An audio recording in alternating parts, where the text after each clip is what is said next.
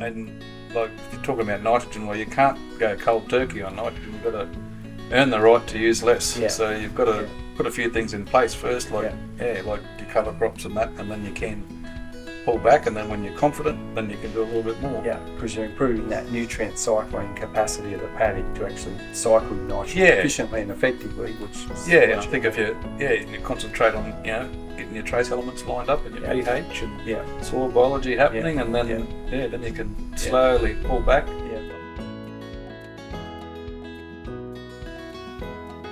The Biological Farming Roundtable podcast helps farmers explore innovative, low-input, regenerative and profitable farming systems. The Biological Farming Roundtable is sponsored by Nutrisoil, an award-winning biological liquid fertiliser made from a big worm farm. Nutrisoil's purpose is to empower farmers to produce life-enriching food. My name is Nakala Maddock.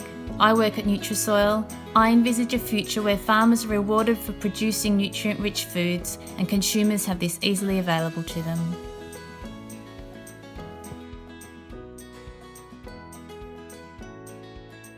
Hello everyone, Nakala here from Nutrisoil. I'm here in the wet tropics in Queensland.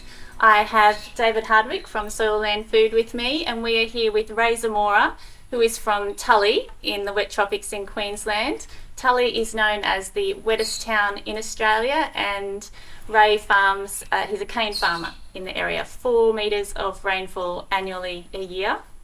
Welcome to the podcast, everyone. Oh, thanks for having us, Nakala. Yeah, thanks. Today there's a few things we wanted to talk about. Firstly, the history of the cane industry. So there's been a big concentration on the industry for a number of years now. And there's been steps through that, so we'll talk about that. But I also want to talk about the reason we're here, and it's the Regenerative Cane Farming Forum. It's our the 3rd year running the forum, so we'll talk about that. And also your reason, Ray, as to why you thought that soil health was important and what made you start. So it's all about money, wasn't it, Ray? You're a millionaire. All about the money. Yeah. Lots to talk about, but look, let's just start about the industry first. Why did the cane industry become so focused on? Back in the 90s, there was a sugar yield decline joint venture with the government and SRA. So pretty much they identified that yields were declining across the industry nationally, and they wanted to work out why. After that joint venture there, the biggest constraints were soil compaction, soil pathogens, Soil-borne diseases, and carbon. And lack of carbon in our soils. Yeah, so it was pretty much a national project looking at why yields of cane across all different soil types, all different climate zones was declining, and the farming system had led to these 3 major soil constraints. So the industry knew it had to do something different. They came up with best practices, I guess, Ray, would be the way you'd describe it. And a lot of the practices were in the old days, like they used to plant their legume crops all the time because back in knew before the 80s and deregulation. Before that last generation, they knew that they had to grow a fallow crop, and possibly even 2 years was better, and we sort of forgot all about that for a while, and I guess there was a push for production, just concentrated on putting out fertiliser. So the industry saw these declining yields, the issue with soil carbon, fungal disease. What was the next step? The next step was control the traffic. It was just getting a bit of traction, and a lot of growers moved to slightly wider row spacings. Control the traffic so there's not compaction over the whole paddock all the time. But it was a slow change. Very slow transition, and planting soybeans and stuff in the fallows on beds, and Granshaw's in the Burdekin with the cutting edge of all that technology at the time.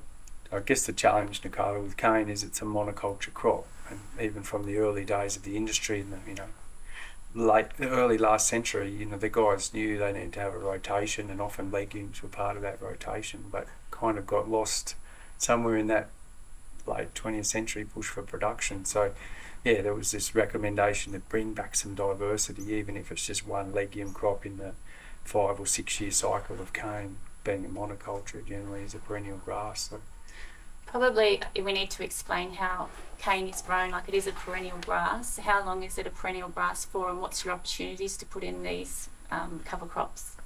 Yeah, well, cane, we cut it every year. It keeps returning. The sort of industry standard is 4 returns, and then a fallow. Got a block now. It's going to go 17th return this year. 17? Yeah. 17 years. So it's been a long time since it's had a fallow crop in it. Yeah. What was your reason for keeping it so long? Yeah, it was a good block on a high bit of the farm, but didn't get affected by water as such. How's it yielding?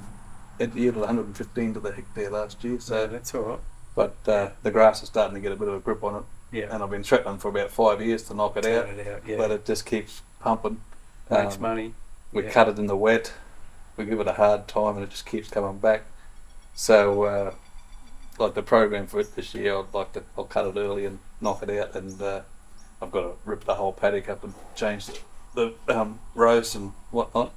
So it'll get there's a mill byproduct on it, and a mixed species cover crop, and hopefully rejuvenate it, and then it'll be good for another 17 years. Another 17. But the industry average is 4 to 7. Yeah, around that. Generally, I mean, the thing, it's a perennial grass, Nakala, so if you give it a chance to build a root system, it can come back year after year, and give you a reasonable production. But the challenge the guys had was with the bigger machinery and the more intense farming from the 90s, 80s and 90s, was they started to get this severe compaction.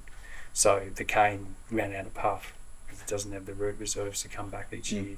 That's the big challenge. So within a couple of years, it's just not giving you any production. It's uneconomic, so you have to turn it in. But you kind of get caught on that cycle, really, because if you're doing more intensive paddock work every few years, you're compounding your problems. Yeah, and like our plant cane is our biggest crop. First return is not far behind the plant cane, and then you can see it quickly drop off in the next few returns if you haven't got things in order. I imagine in 4 metre rainfall, you would have been one of the first to take up controlled traffic. Did you jump onto it pretty early? And was it farmer driven? Like, was there any help, or people really needed to invest quite large amounts to change their system? We didn't invest too much. We had to change all our implements, widen them out a little bit and whatnot. And the government helped by getting contractors grants to get GPS on their planting gear. So we paid the contractors to set our farms up originally. Later on down the track, we got our own gear, of course, but initially, it was just the contractors. They were the only ones viable enough to buy this gear. Have the gear, Yeah. So that was this big first step, was dealing with compaction, and controlled traffic was pretty clear. Other industries had already been doing it, and stuff. So you kind of knew, you guys knew. Yeah. That's a big step for us. It to was a take. no-brainer Yeah. when you draw it out on the cement in the shed. Yeah. And see where your tyres are running. Yeah. Were running and where they're going to run. And it's just like, well, this is. My dad used to always tell me, well, you run the risk of growing more cane. Yeah. If you got less compaction. Yeah. So, yeah. In the traditional narrow rows, I don't know, must be close to 80% compaction. Yeah. So for your old man, what was the risk of growing more cane if you're under an allocated system? Was it a problem to have too much cane, or did it come back to bite you? No, it was all good. More was better. More tonnes per hectare, the better. Yeah. Yeah. So you, like, that compaction side of things was becoming pretty clear, and you guys were trying to tackle that. And then you were sort of, I guess, thinking more about your soil, and you had a bit of an epiphany at one point to sort of go beyond the compaction part of the story. What happened? Yeah, well, we had to go look after the compaction first, because remembering that we're in a 4 metre rainfall area, and we get a fair bit of that in the wet season, but we can get a fair bit in the harvest season. And we have got flotation harvesting equipment, tractor harvesters and big haul outs with big flotation tyres, and we have to push on in the wet in not so beautiful conditions sometimes. Yeah. So You're saying flotation tyres because it's so wet? Like, yeah. Wow. Not as to float in water. I'm just trying to get my head around to float this. on harvesting. in the mud. Okay. And Right from the tyre shop, the mud terrain fellas. Yeah, so Tully's always been a leader in harvesting equipment because of that reason, and we're not not scared to have a go in the wet because we know that the consequences of cutting later into the season are worse than cutting it early, and so we'll have a go in Tully. Yeah. So that was probably where we started off there, and then it's my turn to step up and run the family farm. So started off, I thought I knew a fair bit. I'd worked on cane farms all my life. I'd been to ag college, and thought, this is easy. And then one day I'm there spraying along, doing a brain dead job that it is, and I started thinking about the soil for some reason. I thought, I don't know anything about this soil really. I know they tell me to put this fertiliser on and whatnot, and I thought, you put this seed in the ground and that plant grows, and another seed, and I thought, how's it do all this? So I went home and I looked up Mr. Google back in the day and typed in soil health, and all this wonderful knowledge came at me, and I just was unbelievable. Like a light bulb went off in my head, all right. Whole new world opened up. Yeah. But it's more than just the physics of the soil, the structure and things. There's this other dimension, this biological dimension to it. Yeah. And I went and talked to our local industry about it, and they really didn't want to know about it at that stage. Yeah. But the cane industry knew a lot about soil biology from all that research around the yield decline, because they'd explored soil-borne diseases, and they kind of knew there was beneficials and baddies in there. So they'd actually done quite a lot of work on it, really, in a way. Yeah. But it wasn't the practical knowledge or focus wasn't. Yeah, they sort of weren't promoting it at all. Yeah. They just sort of said, don't worry about that stuff too much. Yeah. Just keep doing Even what though you're we doing. know soil-borne diseases are a key constraint. Yeah. But you were determined to learn more. Yeah. So from there, being on Google, and once you start listening to Dr. Elaine Ingham and Gabe Brown and the likes, it's just absolutely mind-blowing. I don't know if anyone will ever know all there is to know about the sport. It's just But interesting, you're a cane farmer, but you're still, listening to a cropping farmer or, someone that is in the States. Like, it's just... Well, we're all working with soil.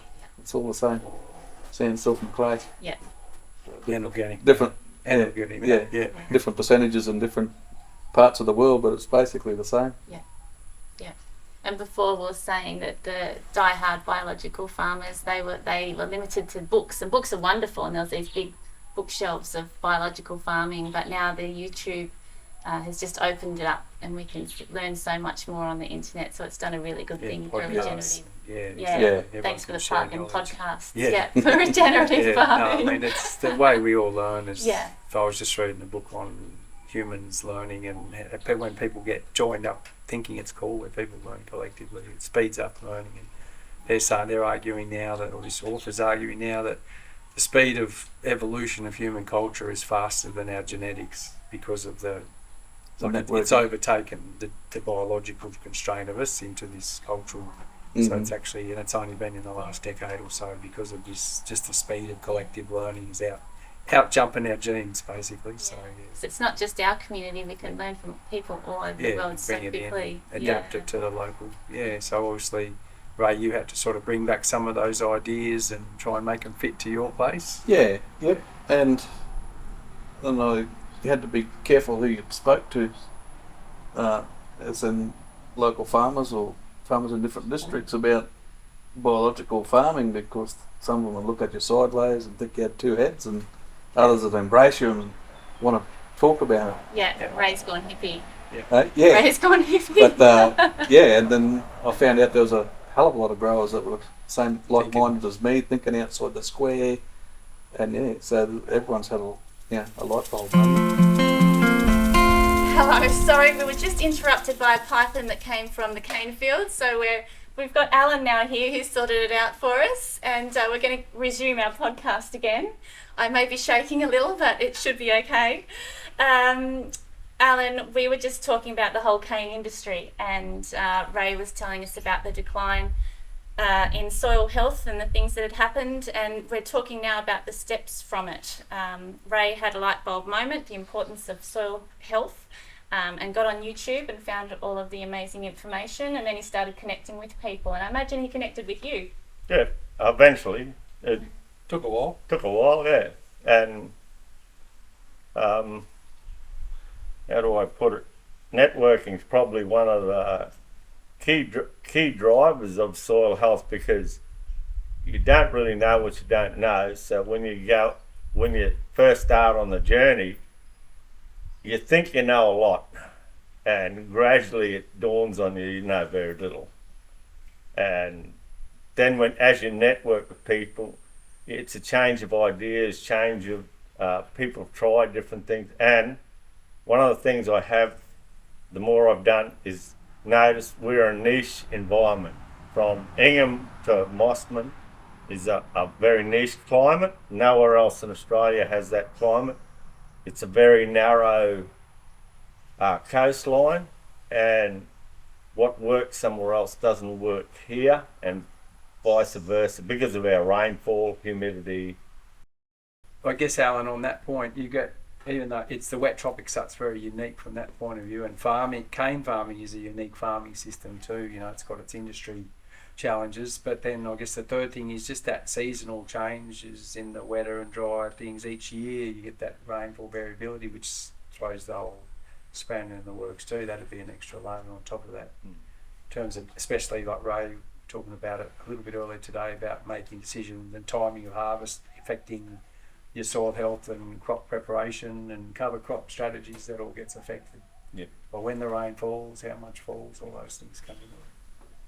So the communication, the networking, getting together, how long did that happen before the first Regen Cane Farming Forum came about? Well, we probably started to network a bit with Project Catalyst L, which is a project we're involved with the government, WWF and Coca-Cola sponsor it too. Yeah.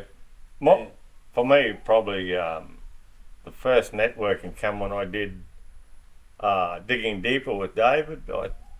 I don't know how long ago was that, Dave? 2015, I reckon. You went through that second year. Yes, that's 8 years ago. And you did it together? No, Ray separate. he didn't do it. But there was already a network of the guys like Ray, because you guys had been making bioferts for a bit. Yeah.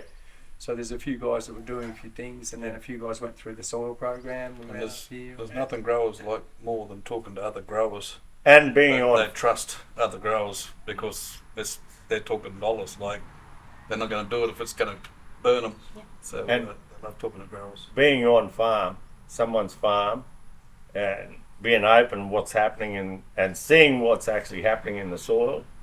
And I think a soil pit opened my eyes. Like, everyone should do a soil dig, because it's not how you think it is when you dig down.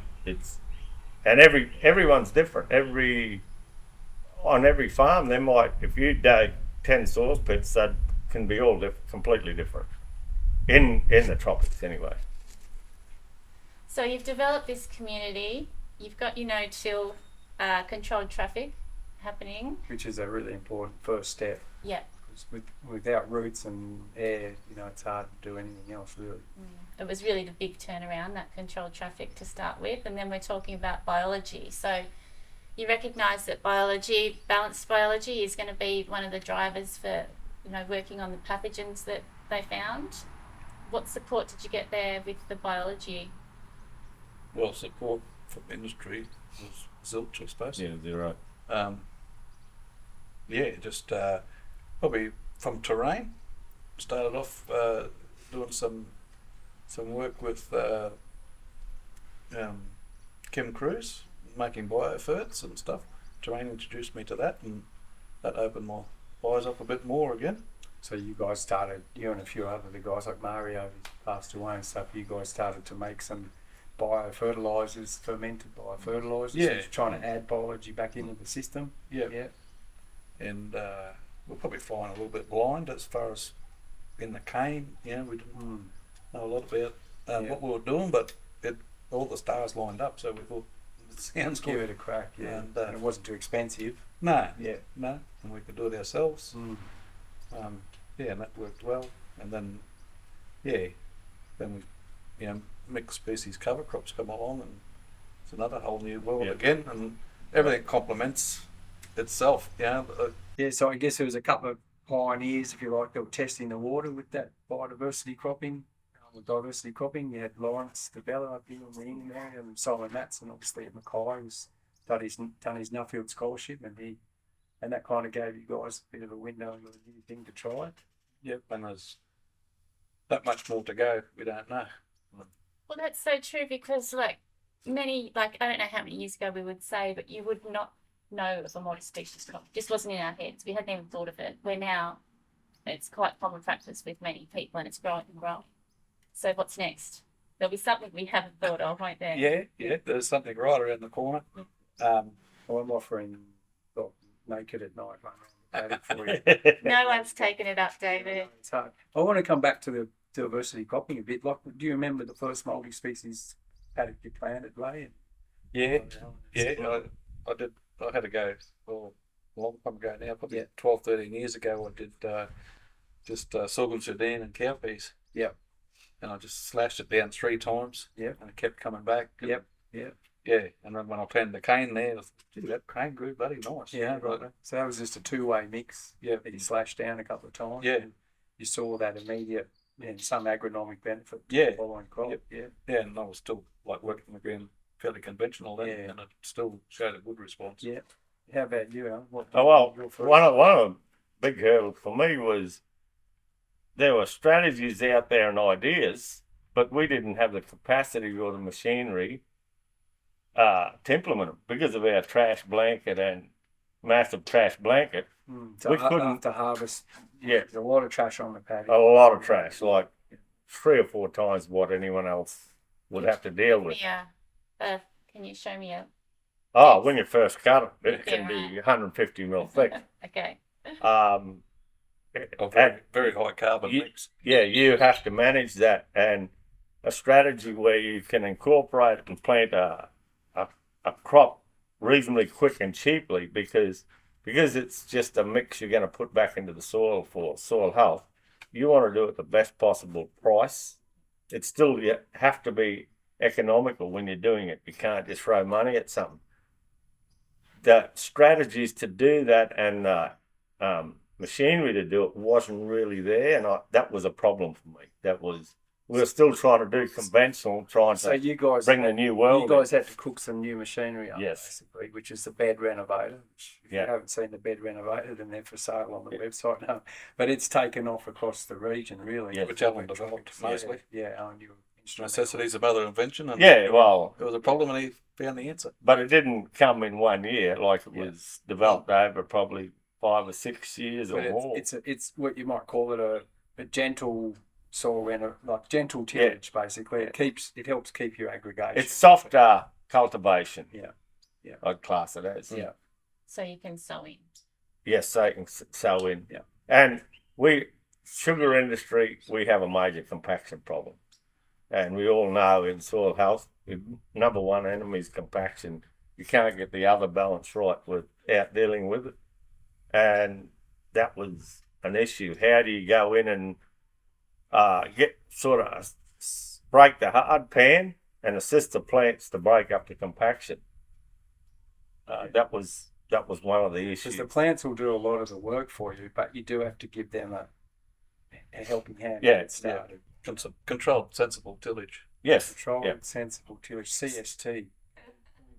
We'll put that on the caps. Yeah. And one of the things I had trouble initially, I always thought, once you put a ripper through something, it broke the compaction. Well, it's only breaking the hard pan, and then your plants come along, and your biology is actually what breaks compaction. Or what creates good aggregation. Yes, yeah, correct. Which is that second part of structure. Like one part's a hard pan, the second part is good aggregation. Yeah. So the renovator's used just before you sow? Yes, and at the end of the season to help terminate the crop and get rid of compaction, and then just before you plant your renovator. Sugarcane is a very hard crop to kill. Yes. It's hard to grow at times, but it's very hard to kill too. Perennial grass, yeah. Tropical Ray, you have a crimper roller with disc seeder behind it. Did you make that, or how did that? Tell me about that. Yeah, I just copied the crimper roller off the internet, of course. Copyright. And I've done some direct drilling straight into cover crops, and I've had mixed results. Sometimes have had a complete failure. but I've had really good results and mediocre results. It always comes away very slowly as compared to a conventional drill plough. And So that's direct drilling into a crimped cover curve. yeah, and even It takes a bit of time. Double disc opening in sugarcane tends to be a lot slower. yeah, but Germination. in the end, it makes it. Yeah. I don't know, it catches up. Yeah. As long as you don't, severe weather is the problem when it's slow to establish. Yeah. Yeah, If it sets it back for the rest of the cycle, you can be in trouble. Or vice versa, though, if you get a ordinary time towards the end of the season, it might still be puffing along, come through that. So I guess really the challenge you guys have had here, implementing sort of more soil health friendly practices and making money at the same time, is you have to pull together a number of different sort of changes and make it all work in a package deal, really, isn't it? That's been the challenge with all the external climate and industry issues as well. But do you think you're at the point now, you guys have been on this sort of journey, a bit more regenerative approach for a few years now, it's still profitable for you? You're still not compromising yield and or profit? Ray, what's your thoughts on that? You've still got to feed the family? no,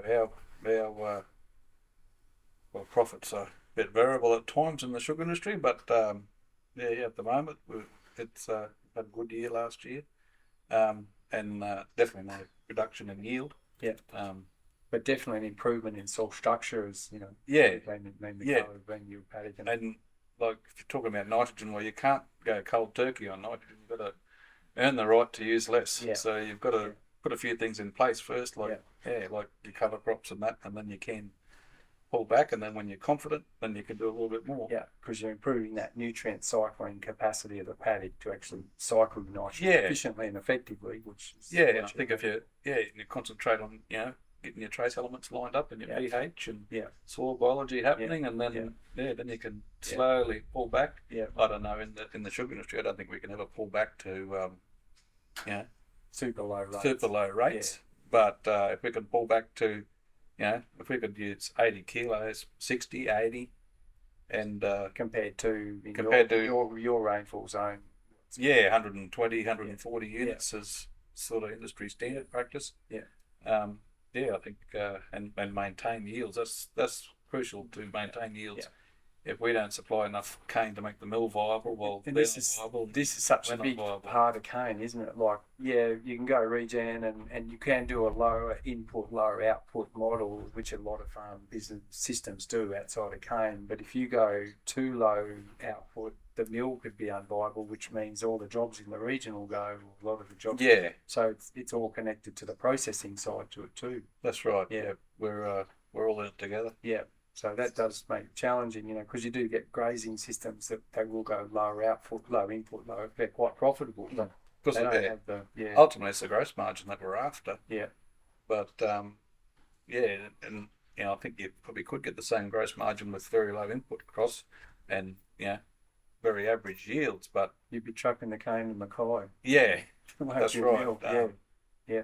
So What are those complications, just to clarify? If you were in that system, low input, lower yield, you're talking about an issue with the mill. What's the issue? well, the first issue is with the harvesters. They don't want to cut low yielding cane because they get paid on per tonne, and we pay for the fuel for the harvesters. So we're going to have to pay a little bit more for fuel. The contractor's going to want more money per tonne to harvest the cane. And you They have to might- compensate that. Well, Yes. And yeah, and in Ingham, the harvester might just say, look, we're not going to do that block. It's not worth it for Yes, us. but there's blocks because in the Herbert last year we had a very bad year with a late finish, and there's a lot of very low yielding blocks that I don't think will be harvested. Like the harvest contract says, we won't cut it. That's it.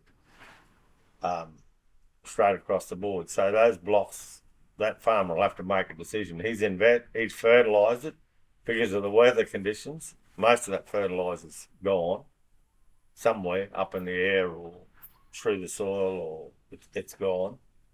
So he's got to make some hard decisions, but it was his decision to return that crop as it was. But the mill relies on throughput once they don't get a certain level of throughput, they become unviable. And as soon as they're unviable, it affects and close.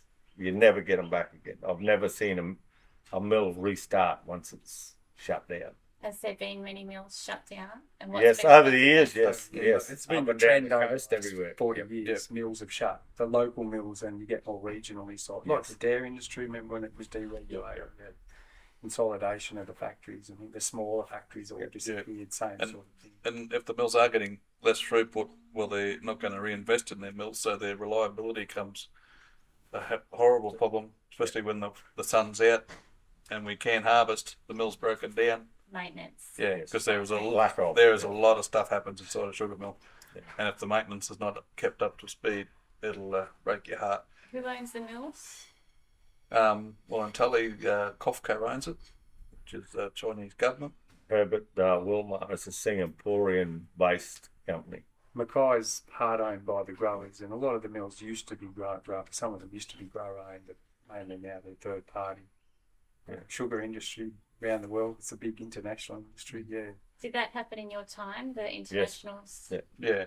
How did you feel about that? I wasn't too happy at all. But see, they guys don't get paid a premium for regen sugar, No. even though it gives you less diabetes risk. No, I'm just kidding. But they're not getting paid a premium for it. I mean, they're doing it. One, they want to balance between the environment and production, but two, they're getting agronomic benefits, I guess, and the economic benefits. One of the things that I think we all miss out of this is, for me, as I've gone down the road of regen, less working, better soil conditions, better soil health, I've ended up with less work and a better lifestyle with the same income or improved income. And I think as farmers, we have to look at our own hours and we have to look at our lifestyle. If we can, as farmers, improve our lifestyle and mental health, that's got to be a win-win. And you can't put a price on that. You can't put a price on it. It's very hard to Are value. you saying you're enjoying cane farming, Helen? I do, yes, I do. I'm probably getting to the end of my age. Yeah. I'm at the long end of the stick, but But the friends you've made. yeah, True. and stimulating. And the networking and the brainstorming that happens, especially after we've had a couple of beers, it can be dangerous. Which will be happening from tonight until Friday. But we're not at Cairns, so you can't go to the casino. Yeah. I tell my husband that's what we do when I go away. So I guess there's these broader issues like seasonal timing of rain and the industry challenges of supply of cane and processing of cane and contractors, how many are around, are they shrinking and all that. There's all these other forces that are influencing your soil health decisions and your region and changing the farm system. One of the things I see for a problem for us is, soon as everyone talks multi-species, they jump on the internet and there's a million temperate varieties out there that you can plant. I actually think we're looking in the wrong place in North Queensland. We should be looking at Asia or more of the tropics for our species. I think that is a problem, but we probably need investment to bring that across, because the more of those we can bring across, the better our mixes will get and the better our outcome will get. So you can't get them into Australia. We don't even know what they are yet. There's some legumes and things that the guys are using, but a lot of the time they're using like sunflowers and things, which are they're not tropical species, and they don't mind the heat, but the humidity is what towers them all up. So, when the guys first started trialling it, well, Simon down in Mackay, obviously he tried to do sunflowers back in 2013 or something. They wouldn't even sell him the seed from Tully. They said, "You can't grow them up there. We don't want to sell you the seed." But it's trying to get some climate appropriate species. So obviously Lawrence and some of the suppliers are looking into it, but there's not a lot of It's a trial and error Yeah. thing, and that's this whole regen in the sugar industry. It's no silver bullet. It's work in progress, and I think there's no developed package.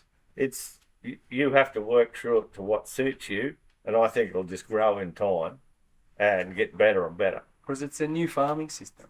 Correct. You guys are developing a new farming system for the 21st century.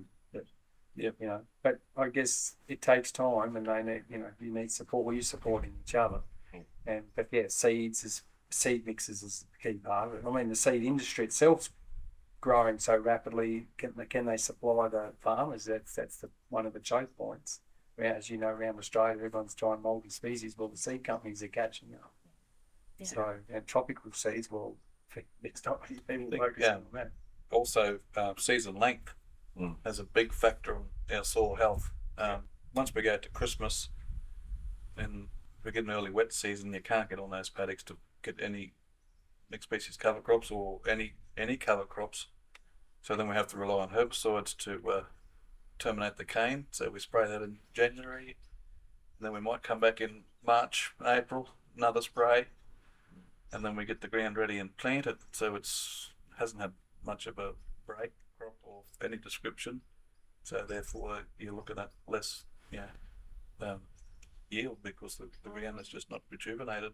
And that's related to the system of harvest as well. Yeah. Because you get a late harvest because there's how many harvests was there and how many is there now? There's been a big decline, hasn't there? Alan, we're in the herb, you should know the figures. I don't know exactly. I think we're back to about 55 or 50 harvesters, where 10 years ago there would have been 100. Why? Profitability, they need throughput. Like the machine 10 years ago, you'd pay $500,000. Now a harvest would be up around 1.1 million, 1.2 million.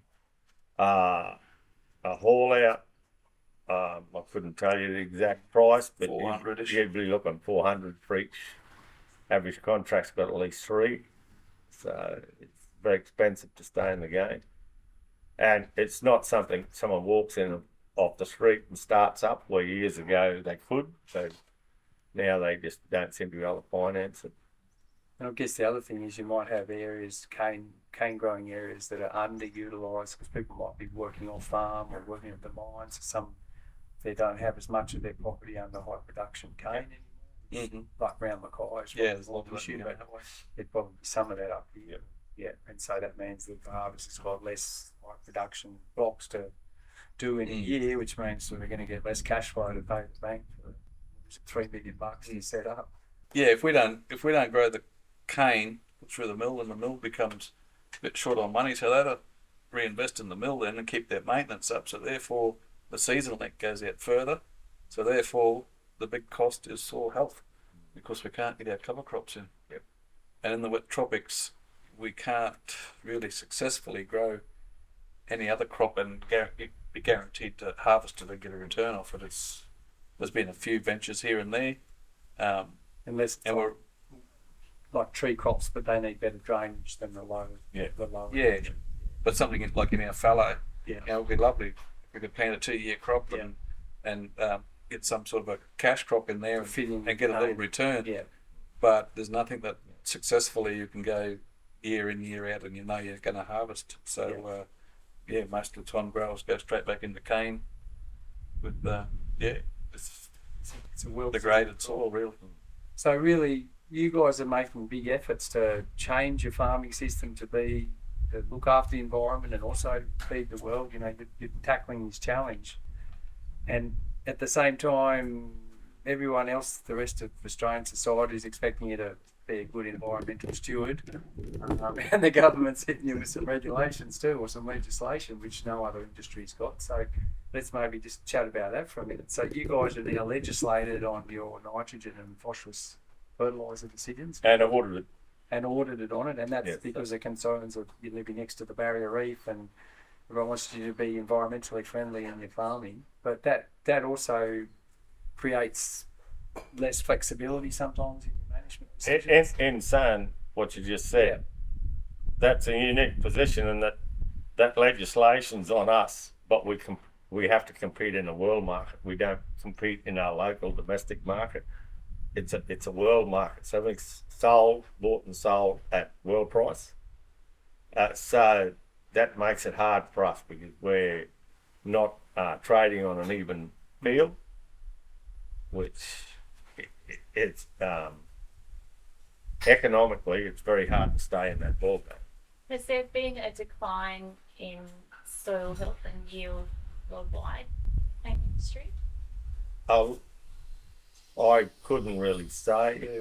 Comment on that. No. I mean, the general trend is as you get bigger machinery and more modern stuff, you tend to knock the soil around. Yeah, I would say so. I've heard, like in Brazil, they just run over the whole paddock when they're harvesting it, and hopefully they'll never work out what's going on. And Brazil, a lot of the It's one countries, advantage we have got over them.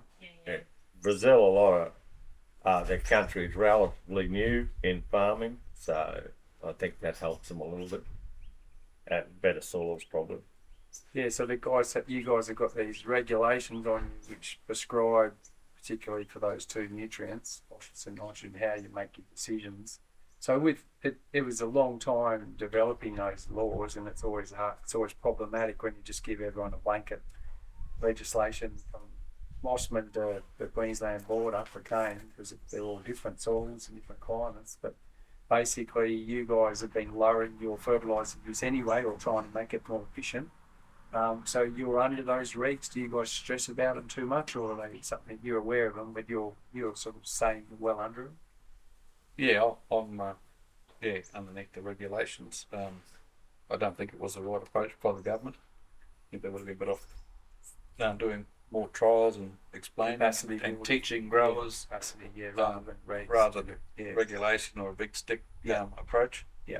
But yeah, and Alan will be the same as me. I'll have no troubles. I have no trouble staying under those guidelines. Yeah. But you have to work at it. It's not just Yeah, but you have to be confident to make some big decisions, and Correct. that's building your own ability to do that. Build that Yeah. confidence up. Yeah.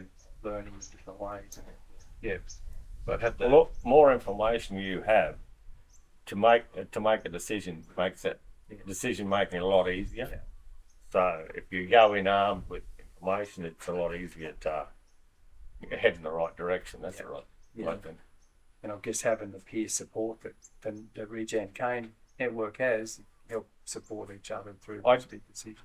I do get frustrated with, I can only talk about cane farmers. They don't tend to value information, learning, or paying to learn enough. I don't think as farmers we value that, where other organisations tend to value that further learning, where farmers don't seem to.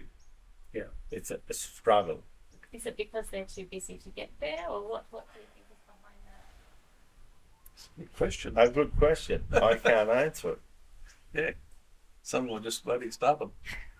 Don't want to change. I think that with forced legislation, which we're under, people have got their back up because government's coming with a big stick, and that, if anything, has slowed some transition because people, when they're ordered they have to do this now, they've got their back up. Yeah, the first stage of anyone learning anything in life, Nakala, is be engaged in the topic.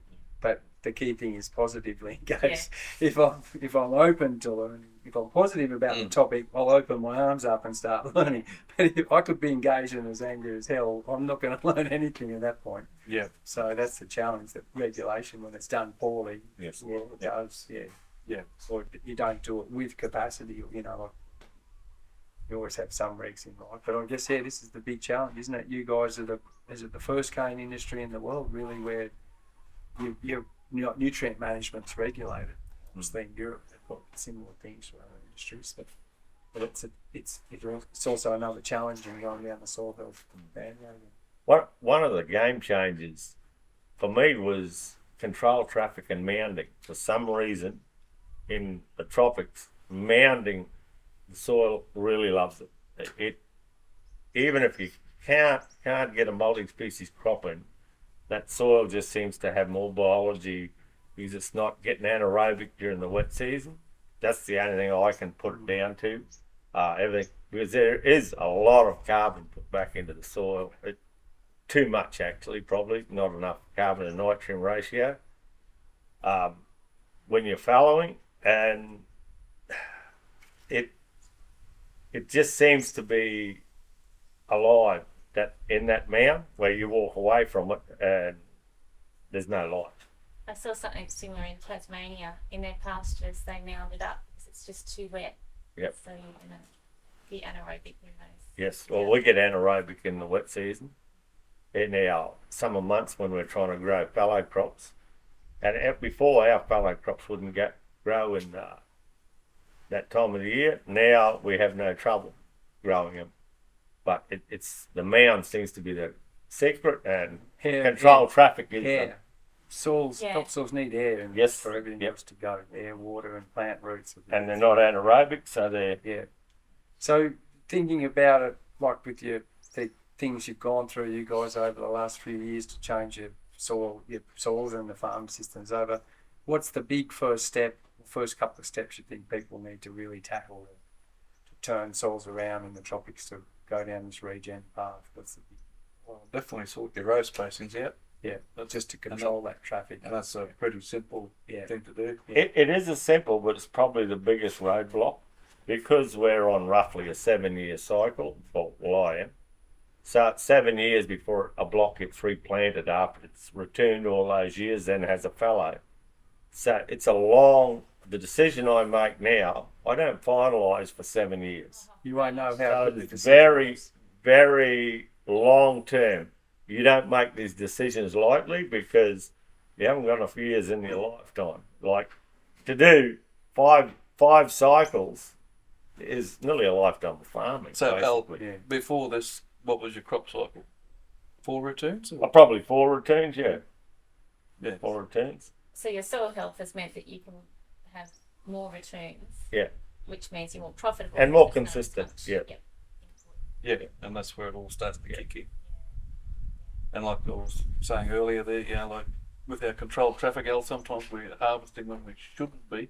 Oh, But correct. that's what we can. And then we need to get that Especially off. the wettest part of the year. So we're actually being detrimental to the paddock, but it's looked after us, and Yeah. so it's But these are the big decisions. These first couple of decisions are the big ones, and they're made. You have to make them in complexity. There's all this stuff going on, uncertainty of seasonal change in rainfall, and you won't know whether that decision was the right one for 7 years, which is the challenge. You Correct. make any decision, you got to do the right thing. And there is a phase in this whole thing is a phase 1 and a phase 2. That first 7 years in transition, you have to go and disc everything out, then remound it, rip that paddock up because the interspaces, nothing lines up. So you have to start Set with a everything. blank sheet. Yeah. So for 7 years, you got a lot of work ahead of you to achieve what you want. But when you go into the second phase, that's where it simplifies. You're starting to go back into all your control traffic that's been under control traffic for 6 or 7 years. You've improved the soil. The soil structure's improved. That's when the big advantages come. Mm. But that's 7 years down the road. It's a long wait, 7 years. How You know? long have you been doing it?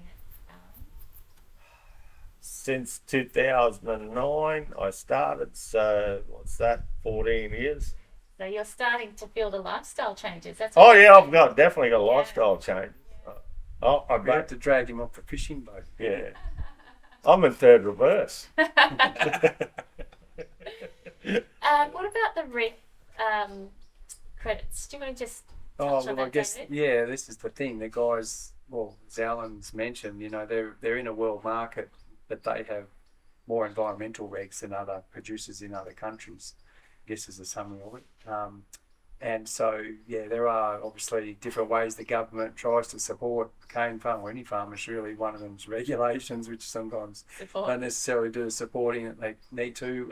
But then you've also got things like the new market-based mechanisms, like create a product, an environmental product. And in the case of cane, they've got these reef credits, they call them. So the guys can get paid to lower nitrogen use, and that itself is a kind of environmental product. You're reducing potential emission.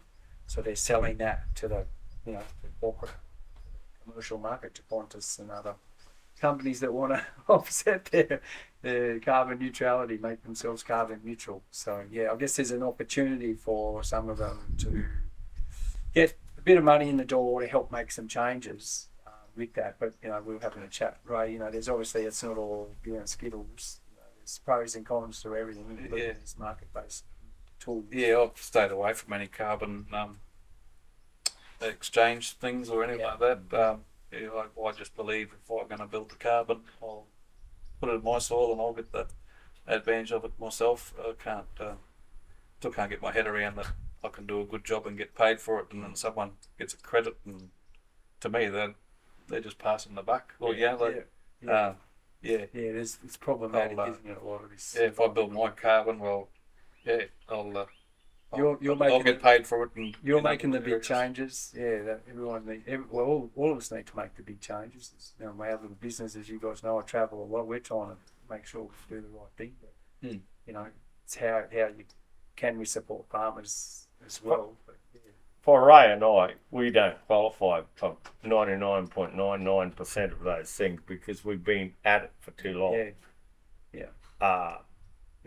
We're way below the why don't we give benchmarks you a already. bonus? Why don't they get a bonus for like employee of the month? You see at Woolies. Yeah. Oh, sorry. Doesn't happen in this industry. No, you give them like farmer of the year, and you give them a bonus for already doing it. So yeah. And carbon credit trading, carbon credits, I'm very frightened of them. At the tropical north, it's very hard for us because everything cycles that hard because our rainfall, temperature, and humidity cycles that hard. It's very hard to make carbon consistently. Well, it'll bounce. Yes. Yeah. And I also think that in the future, the government could legislate that we have to supply carbon credits to cover our own farming activity.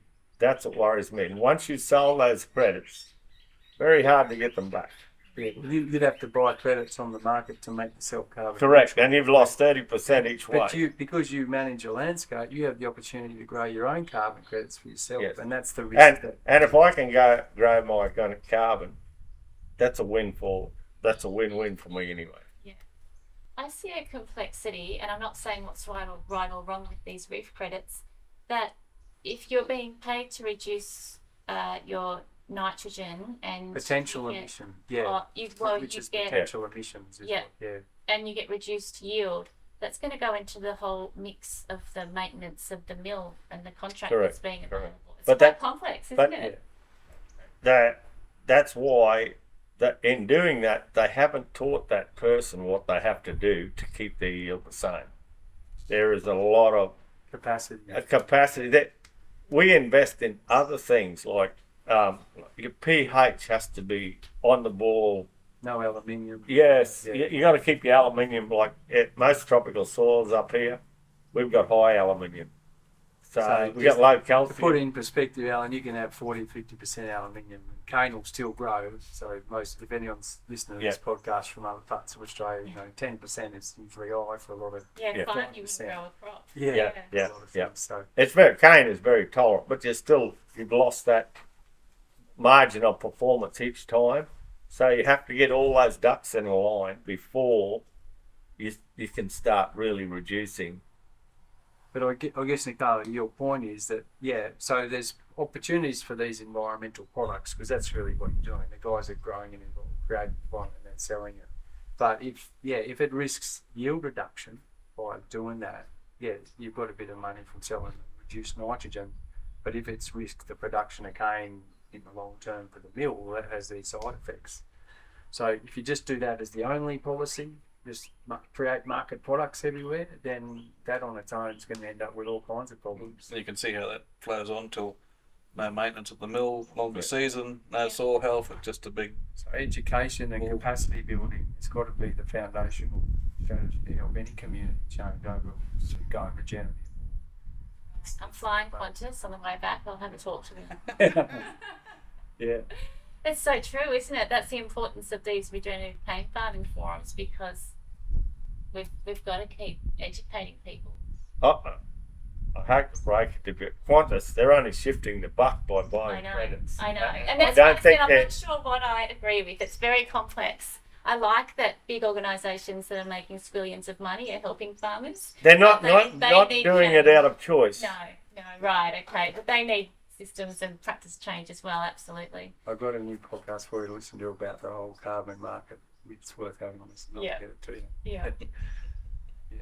No, so it's I guess going down the regenerative path, you guys, it opens a big can of worms in terms of management decisions. But has it been rewarding? Has it been worth the Oh, effort? and it's made farming that much more exciting again, Yeah. rather than just doing this same old industry standard what Mr. Incitec tells you to do or Yeah. whatever. Yeah. You're using your own brain, you're thinking and having trouble working something out. You get on the phone and ring Alan or Yeah. someone else in the industry, Yeah, and yeah. So it's at a community level, it's more enjoyable too. Yeah. Just yeah, the farm. absolutely, yeah. But it's not just us as farmers learning. The agronomy staff's learning. Everyone, the on-sellers are learning. Everyone's learning out. Extension guys like me. Like extension staff, exactly. Because we're on the same Even road. Nakala, Because she's still learning. I'm learning lots. that Snake that- handling. that information was still growing. Yes. We're developing it as we're travelling. So everyone's in trying to- That collective knowledge is critical. Yes. And that's the only way that you guys in the cane industry are going to pull this off. It's not going to happen if a couple of years sort it out and no one else comes along. Unless the whole industry does it together, it's not going to happen. Well, it's gradually changing. Like in this district, 5 years ago, if you saw a multi-species crop, there were very few. Now, normally this year they've had haven't planted much because of weather, but last year the district was covered in multi-species. Covered. I mentioned that when I was going up to Catalyst. There's multi-species crops all over the road. Yeah. And I said, isn't this good to see? I said, I can remember about 5 or 6 years ago at Catalyst, I was up on stage and I said, watch this space. This is the next thing coming, multi-species cover crops. And you drive around and everyone knows that the wet tropics is going green and gold. So I'd been coming up about 8 years doing extension with you guys, and I'd never been to the Barrier Reef for a holiday. I've never even been out there, so I thought I'd better go out there because before it's gone. It's all fun. Yeah, it's all fun, and it's all been funded by Barrier Reef money, so you can't see what it is. What the hell. So I went out for the day, and coming back from the snorkel excursion thing, It was still there. it was still there. Beautiful and pristine. Yep. I bet. And there was a talk too from one of the young ladies, about the environment and all that. And I said to her, I said, what do you do outside of this gig? And she goes to Townsville a fair bit for work on some water thing. And she said, I've noticed. I said, what do you do? I said, I do a bit of stuff with cane farmers. She said, what's those yellow plants growing now? So she's been driving from Cairns down to Townsville off and on for years and noticed more yellow flowers in the paddocks. So, that's someone who has no, really deep understanding of cane. She just sees cane fields. Yeah. But she noticed that there's more yellow being planted. So there's this change happening. And I think there's that much more work to do. I want to look seriously into intercropping. To grow a bit of nitrogen in crop. I see a cane crop and it's so thick, so you're going to have to pull the spaces out. Tell me. Well, I'm on a dual road, which is on the 1.9 metre centres, and my rows are 500 apart. So I'm hoping between those two dual rows, I'll be able to grow something in there. There's a lot to nut it out. There's a window of opportunity. There's an opportunity. Tackle it. But again, it doesn't have to be right through to the end of the cane cycle. No, just a couple of months worth. And then there's a thing like at the Regen, there'll be one of the demonstrations be by Dr. Danielle Walker, and Danielle does a lot of biomass sampling to try to work out what fertiliser reductions we can achieve without being detrimental to our crop. And that's something that they're still learning. Like they're sampling sun hemp, and what they thought was the nitrogen percentage, now they're finding it a bit higher, and just plants like that, different things. It's still work in progress. We're not stationary, it's work in progress. And people like Danielle have got a massive amount of information they can throw into the pool that we're all looking for. Like Ray's looking for it, I'm looking for it. How much can we reduce when we got a crop of X, like 36 tonne per hectare of biomass out of a multi-species? How much? And those multi-species are very hard to biomass sample because they've all terminated at different times. Like they'll start seeding some at 4 weeks, and there's stuff at 3 months and it's still growing and hasn't seeded. And so estimating potential nutrient supply. We tried looking at the Haney test too, and then we threw the Haney. the guys are trying all different ways to try and work this out, but it's going to take time. Yes, very hard. 14 years, 2 cycles. And if you take a soil sample, that only gives you a picture of how much N at that time. It doesn't give you a picture of what's going to be available. The 10 million bacteria that are actually doing the job. That's correct. The equilibrium of nitrogen in there, which the DNA test has potential to help us with, but it's an early technology still. So that's something we have to, we're all in the pool trying to work out, and I think that's a long way down the road, but we'll get there. Yeah, and DNA will change. It is changing the game. So and the guys game changer. But it's still the R&D's ahead of us, I guess. Yeah. We're even talking But we're about driving the R&D. You guys are driving the R&D. You are, because that's exactly what you're seeing in your soil. You've got good aggregation, and you know that there's high labile carbon there, but your carbon percentage probably isn't reflecting that in the soil test. But so there's a change in the functioning of that carbon. Yeah. Going from feeding that back. quinoa, low GI, paleo stuff to spring rolls with chili sauce, like it's the one. In the bistro. Homemade chili sauce. It's just changed the way the bistro is functioning. You know, it's the same amount of food going out, but the party's changing a bit. Everyone's got out of their seat and they're starting to do a few things. Yeah. Wow. Well, I'm very excited about the next 2 days at the Regenerative Cane Farming Forum and all the things we're going to learn. I think this has been a great catch up. There's going to be a few more little interviews along the way, so look out for them. But thank you, everyone. I think this has been a great conversation, and I hope people get lots from it. Please follow the Biological Farming Roundtable podcast. Share it with your friends and networks. I'm Nakala Maddock, and I work at Nutrisoil, a liquid biological fertiliser made from a big worm farm whose purpose is to empower farmers to produce life-enriching food.